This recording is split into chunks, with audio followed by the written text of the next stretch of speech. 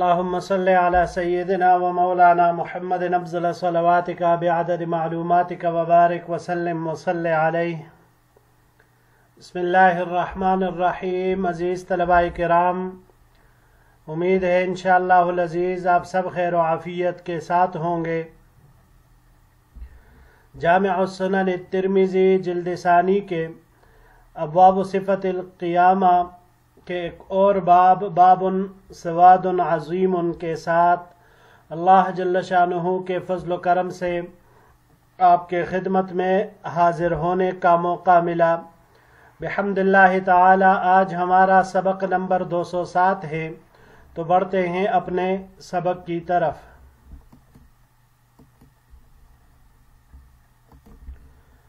باب وبه قال حدثنا ابو حصين عبد الله بن احمد بن يونس قال حدثنا عبثر بن القاسم عن حسين وهو ابن عبد الرحمن عن سعيد بن جبير عن ابن عباس رضی اللہ تعالی عنہما قال. ہمیں روایت کی ابو حصین عبداللہ ابن احمد ابن یونس نے، انہوں نے روایت کی عبثر ابن القاسم سے، انہوں نے حسین سے جو کہ عبد الرحمن کے بیٹے ہیں، انہوں نے سعید ابن جبیر سے، اور انہوں نے عبداللہ ابن عباس رضی اللہ تعالی عنہما سے کہ انہوں نے فرمایا لما اسری بالنبی صلی اللہ علیہ وسلم جعل یمر بالنبی والنبیین ومعہم القوم والنبی والنبیین ومعہم الرہط. جب حضور نبی کریم صلی اللہ علیہ وسلم کو رات کے وقت لے جایا گیا، یعنی آپ علیہ السلام جب معراج پر تشریف لے گئے، اشارہ اس طرف ہے، مراد یہی ہے. تو آپ علیہ السلام کا گزر ایسے نبی یا نبیوں پر ہوا کہ جن کے ساتھ ایک قوم تھی، اور پھر کسی نبی یا نبیوں پر سے گزر ہوا تو جن کے ساتھ ایک جماعت تھی. والنبی والنبیین ولیس معہم احد. پھر ایسے نبی یا انبیاء پر گزر ہوا جن کے ساتھ ایک آدمی بھی نہیں تھا. حتی مر بسواد عظیم فقلت من ھذا. یہاں تک کہ حضور نبی کریم صلی اللہ علیہ وسلم ایک بڑی تعداد کے پاس سے گزرے، تو آپ علیہ السلام نے پوچھا یہ کون ہے؟ قیل موسیٰ وقومہ. عرض کیا گیا کہ یہ موسیٰ علیہ السلام اور ان کی قوم ہے. ولیکن ارفع رأسک فانظر.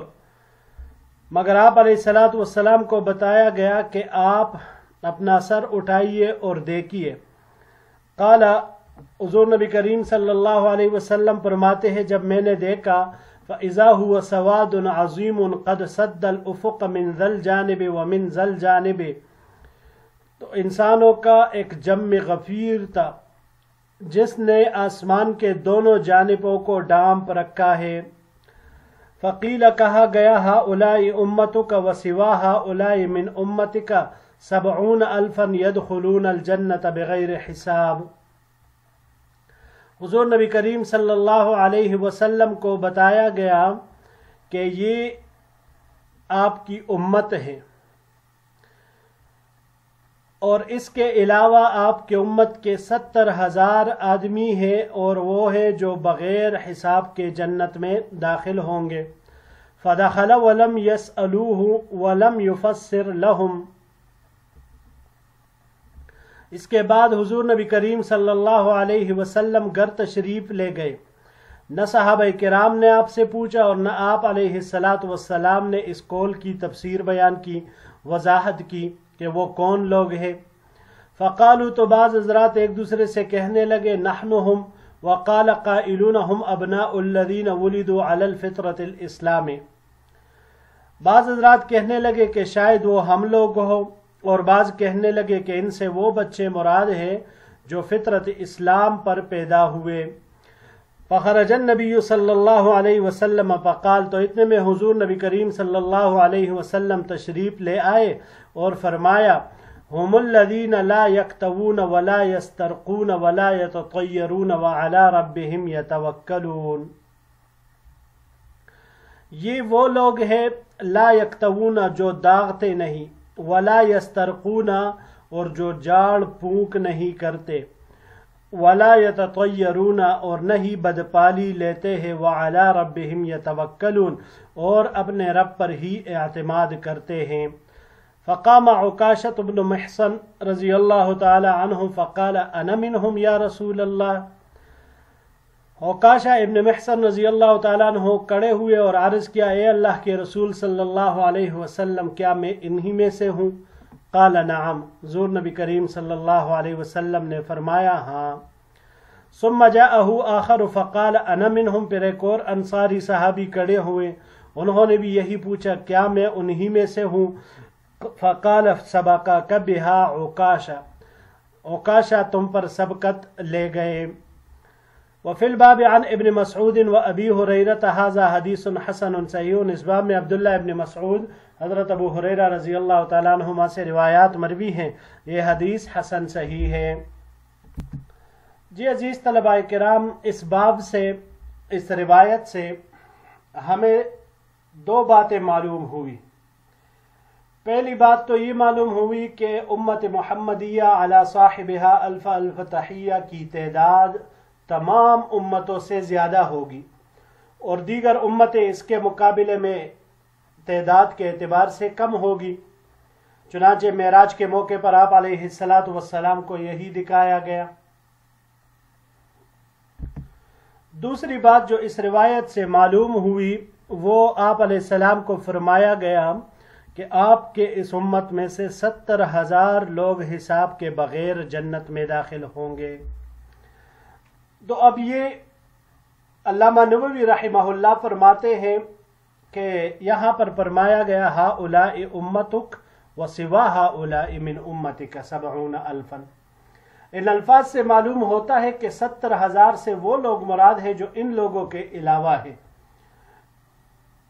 اور یہ بھی ممکن ہے کہ 70,000 لوگ بھی انہی میں سے ہوں جو حساب کتاب کے بغیر جنت میں داخل ہوں گے۔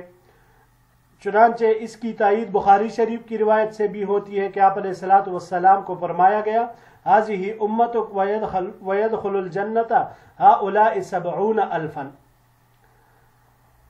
انہی میں سے 70,000 انسان جنت میں داخل ہوں گے۔ اب حضور نبی کریم صلی اللہ علیہ وسلم نے ان کے بارے میں کوئی تفصیل ارشاد نہیں فرمائی، تو صحابہ کرام آپس میں سوچنے لگے کہ یہ خوش نصیب کون ہے۔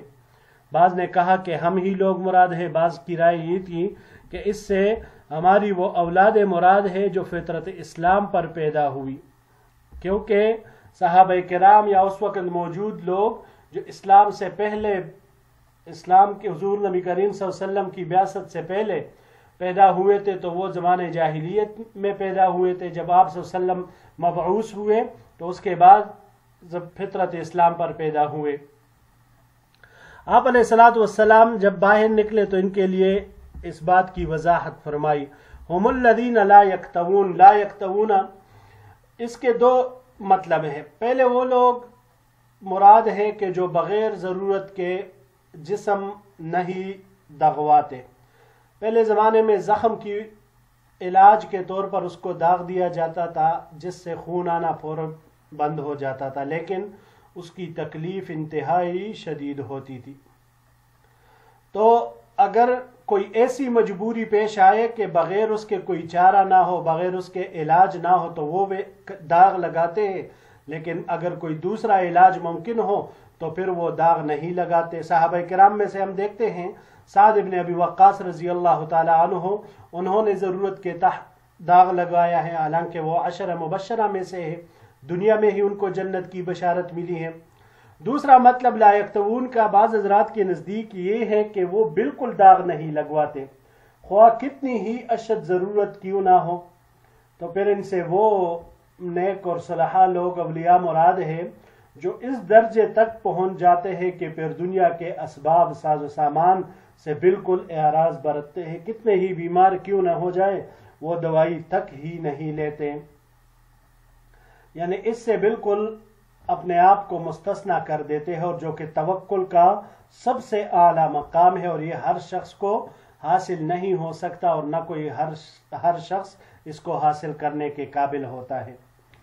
اگلا لفظ، اگلا صفت جو آپ علیہ السلام نے فرمایا ولا یسترقون، لا یسترقون، اس کے بھی دو مطلب ہیں کہ بالکل جاڑ پھونک دم درود کی ضرورت محسوس نہیں کرتے، وہ ہر حال میں بس اللہ کی ذات کے اوپر توکل کرتے ہیں، اور دوسرا مطلب کہ وہ بالکل یہ کام نہیں کرتے، یعنی وہ کام، وہ استرقاء، وہ دم درود، جاڑ پھونک اور منتر وغیرہ کے جو زمانہ جاہلیت میں تھے، جو ناجائز ہے، جس میں شرکیہ الفاظ ہیں، تو یہ لوگ وہ نہیں کرتے۔ ہاں جو جائز ہے ان کو کرتے ہیں، اور یہ توکل کے منافی نہیں ہے۔ ولا یتطیرون، بدپالی نہیں کرتے، بالکل آسان سا ہے۔ وعلی ربہم یتوکلون، اور اپنے رب پر توکل اور بھروسہ کرتے ہیں۔ آخر میں جو حضرت عکاشہ رضی اللہ تعالیٰ عنہ کڑے ہو گئے تو آپ علیہ السلام نے ان کو فرمایا کہ آپ ان میں سے ہیں۔ جب دوسرے صحابی کڑے ہوئے تو آپ نے منع فرمایا کہ عکاشہ آپ پر سبقت لے گئے، اس کی کیا وجہ ہے؟ تو اس کے بارے میں محدثین حضرات نے 3 باتیں لکھی ہے کہ پہلی یہ کہ جب عکاشہ رضی اللہ عنہ نے آپ صلی اللہ علیہ وسلم سے دعا کرائی تو وہ قبولیت کی گھڑی تھی، اس لیے ان کے حق میں تو دعا قبول ہو گئی، مگر جب دوسرے صاحب نے دعا کی درخواست کی تو وقت ختم ہو چکا تھا، وہ گھڑی قبولیت کی ختم ہو گئی تھی، تو اس لیے آپ علیہ السلام نے فرمایا سبقک بہا عکاشہ۔ دوسری وجہ محدثین حضرات نے یہ لکھی ہے کہ وہ پوچھنے والا ان لوگوں میں سے نہیں تھا جن کی بغیر حساب کتاب کے مغفرت ہوگی۔ تیسرا جواب یہ دیا ہے کہ یہ بھی ہو سکتا ہے کہ وہ ان لوگوں میں سے ہو جن کی بغیر حساب کتاب کے مغفرت ہوگی، لیکن نبی کریم صلی اللہ علیہ وسلم نے اس سلسلے کو یہی پر روکنے کے لیے فرمایا سبقک بہا عکاشہ، کیونکہ اگر ان کو بھی فرماتے کہ آپ انہی میں سے ہو تو پھر سارے باری باری پوچھتے کہ ہم ان میں سے ہیں، ہم ان میں سے ہیں، ہم ہیں یا نہیں ہیں، تو لہٰذا پھر یہ سلسلہ طویل ہو جاتا۔ بڑھتے ہیں جی اگلے باب کی طرف۔ باب وبه قال حدثنا محمد بن عبد الله ابن بزيع البصري قال حدثنا زياد بن الربيع قال حدثنا ابو عمران الجوني عن انس بن مالك رضی اللہ تعالی عنہ قال، ہمیں روایت کی محمد بن عبداللہ ابن بزیع البصری نے، انہوں نے زیاد بن الربیع سے، انہوں نے ابو عمران الجونی سے، انہوں نے انس بن مالک رضی اللہ تعالیٰ عنہ سے کہ انہوں نے فرمایا ما اعرف شیئا مما كنا علیہ علی عہد رسول اللہ صلی اللہ علیہ وسلم، میں اس طرح اب کوئی چیز نہیں دیکھتا جس پر ہم حضور نبی کریم صلی اللہ علیہ وسلم کے زمانے میں قائم تھے۔ فقلت این الصلاۃ، ابو عمران کہتے ہیں میں نے کہا کہ نماز کہا ہے، یعنی نماز تو ہم وہی پڑھتے ہیں۔ قال اولم تصنعوا فی صلاتکم ما قد علمتم، حضرت انس رضی اللہ تعالیٰ عنہ نے فرمایا کیا تم لوگوں نے نماز میں ایسی چیز ایجاد نہیں کی جسے تم جانتے ہو، یعنی اس کی ادائیگی میں تاخیر اور سستی کرتے ہو۔ ھذا حدیث حسن غریب من ھذا الوجہ، یہ حدیث حسن غریب ہے اس اعتبار سے، اس طریق سے۔ وقد روی من غیر وجہ عن انس، اور یہ حضرت انس رضی اللہ تعالیٰ عنہ سے ایک دوسرے طریق سے بھی مروی کیا گیا ہے۔ جی عزیز طلباء کرام، یہ واقعہ حجاج ابن یوسف کے دور کا ہے کہ نماز میں تاخیر ہوئی، اور یہ اس کی عادت تھی کہ بعض اوقات نماز کو بہت ہی مؤخر کر دے دیتا۔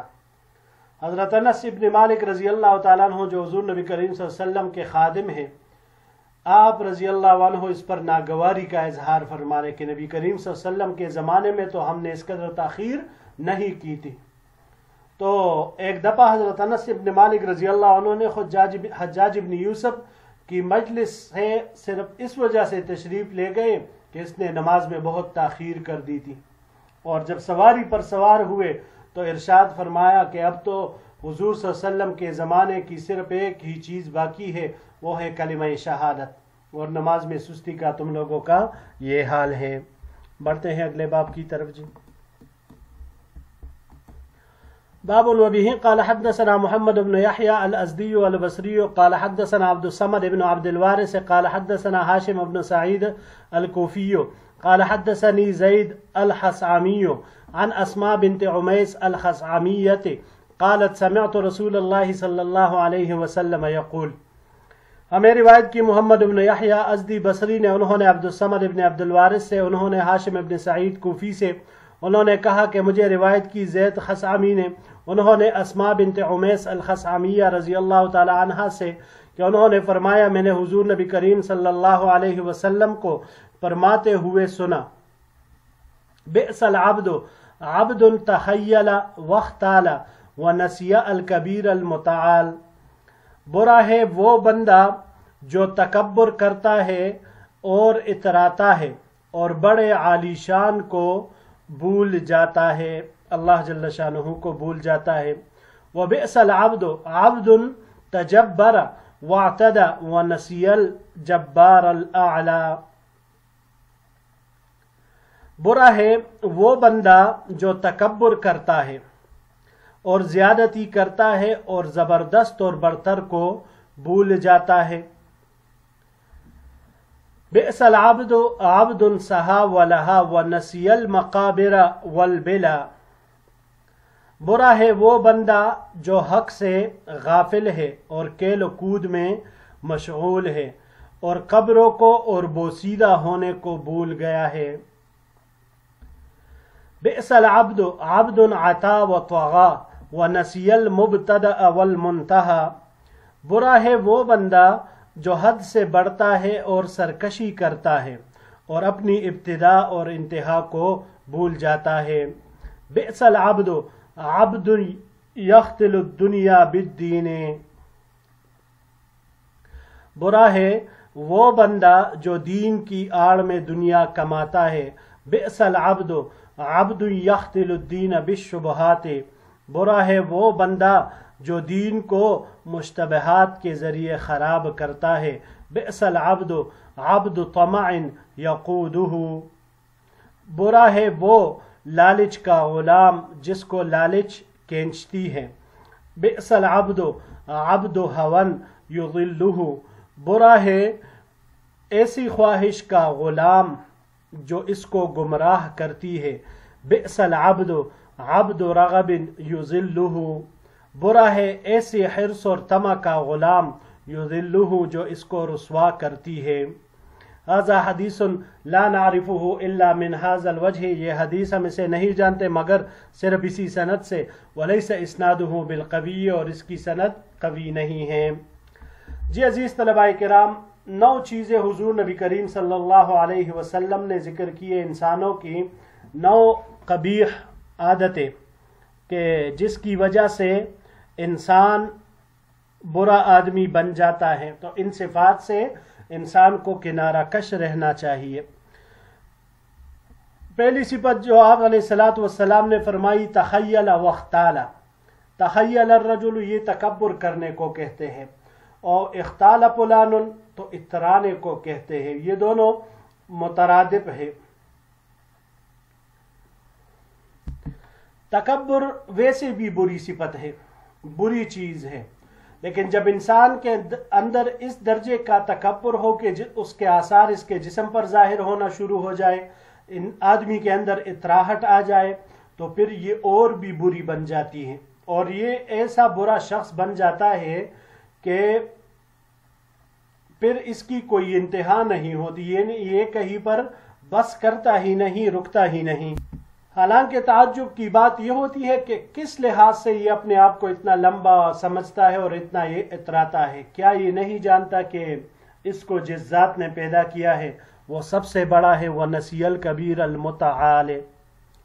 اور یہ اس ذات کو بھول گیا کہ جو بالکل ہر لحاظ سے عالی شان اور بڑا ہے، تو یہ اس کو بھول گیا. دوسرے نمبر پر جو عبد ہے، عبد تجبر واعتدى. تجبر یہ تکبر کرنا، اعتدى ظلم اور زیادتی کرنے کو کہتے ہیں. تو مطلب یہی تکبر والا شخص یہ جو تکبر میں اور گھمنڈ میں مبتلا ہے اور اس درجے مبتلا ہے کہ لوگوں پر پھر ظلم اور زیادتی کرتا ہے، تو کیا یہ نہیں جانتا کہ وہ زبردست اور برتر و بالا اللہ کی ذات ہے جو اس کے ہر طرح سے خاطر و مدارت کر سکتا ہے. تیسرے نمبر پر عبد سہا ولہا. برا ہے وہ شخص جو دین سے غافل ہے اور لہو لعب میں مشغول ہے، دین سے بھی ناواقف اور اوپر سے لہو لعب میں بھی مشغول ہے، یعنی یہ بھی نہیں کرتا کہ چلو بھائی میں دین سے غافل ہوں، ناواقف ہوں، میں اس کو سمجھوں، میں اس کو سیکھوں، تو آخری منزل تو قبر ہی ہے، وہاں پر گل سڑ کر پھر اس کی کیا حالت ہوگی، یہ اس کے لیے تیاری کیوں نہیں کرتا۔ عبد عطا وطغى ونسی المبتدأ والمنتہى۔ چوتھی بری صفت کہ جب انسان عبد عطا عتوًا سے ہے، حد سے بڑھنے کو کہا جاتا ہے باب نصرہ سے، طغى يطغى طغیاناً مصدر اس کا آتا ہے مناسب حد سے بڑھ جانے کے معنی میں، یہ اپنے مبتدا اور منتہا یعنی اس کی ابتدا اور انتہا جو ہوگی یہ اس کو بھول گیا، تو یہ شخص بھی برا ہے جو حد سے بھی تجاوز کرتا ہے اور خود کو لمبا کھینچتا ہے، لمبا سمجھتا ہے، اتراتا ہے، حالانکہ یہ دیکھ لے مائع مہین سے پیدا کیا گیا ہے، گندے پانی سے، اور اس کی نہایت بھی ایک مٹھی بھر مٹی ہے کہ اس نے بالکل اس کی ہڈیاں بھی وہ گل جائے گی اور وہ مٹی ہو جائے گی، پورا بدن مٹی بن جائے گا، تو جب ایک مٹھی برابر اس کی مٹی ہوگی تو اس میں کس لحاظ سے اتنا زعم، کس زعم میں یہ حد سے تجاوز کرتا ہے۔ پانچویں نمبر پر عبد یختل دنیا بالدین، جو دین کی آڑ میں دنیا کماتا ہے، یہ بھی ظاہر سے ہیں۔ خطل یختل خطلا، فریب دینے، چکر دینے کے معاملے میں آتا ہے، تو جو دینی لباس اوڑھ کر دنیا کماتا ہے یہ بھی لوگوں کو فریب دیتا ہے۔ چھٹے نمبر پر عبد یختل الدین بالشبہات، کہ جو شخص مشتبہ ذرائع آمدنی اختیار کرتا ہے، حلال حرام اس میں اہتمام نہیں کرتا، فرق نہیں کرتا، تو ایسے شخص کا دین پاکیزہ نہیں رہ سکتا۔ یہ شخص بھی برا ہے کہ جو مشتبہ چیزوں کے ذریعے سے کمائی کرتا ہے۔ عبد طمع یقودہ، لالچ کا غلام جس کو لالچ کھینچتی ہے۔ تو لالچ اب یہ ایک فطری امر ہے، یعنی وہ شخص جو حرص اور طمع میں اس درجے پر مبتلا ہو جائے کہ وہ بس اس کے پیچھے ہی لگ جائے، تو یہ شخص بھی انتہائی درجے کا برا ہے، کیونکہ یہ اب اپنے لالچ کا غلام بن چکا ہے۔ آٹھویں نمبر پر عبد ہون یضلہ، خواہشات کا ایسا غلام، خواہش کا ایسا غلام بن کے رہ جائے کہ جو بس گمراہی میں ہی مبتلا ہو جائے، تو یہ بھی بہت ہی بدبخت ہے۔ عبد رغب یذلہ، 9 نمبر پر ایسی حرص اور طمع کا غلام کہ جو اس کو رسوا کرتی ہے۔ عبد رغب، رغب فلان، یہ خواہش مند ہونے کو کہتے ہیں۔ خواہش یہ فطری امر ہے، مگر ان کے جال میں اگر انسان پھنس جائے اور بس صرف اسی کا غلام بن کر رہ جائے تو پھر ذلت اس کی یقینی ہے۔ جی عزیز طلباء کرام، یہی تک ہمارا آج کا سبق تھا۔ انشاءاللہ العزیز زندگی رہی تو اگلے درس میں ایک نئے باب کے ساتھ پھر آپ کی خدمت میں حاضر ہوں گے۔ السلام علیکم ورحمۃ اللہ وبرکاتہ۔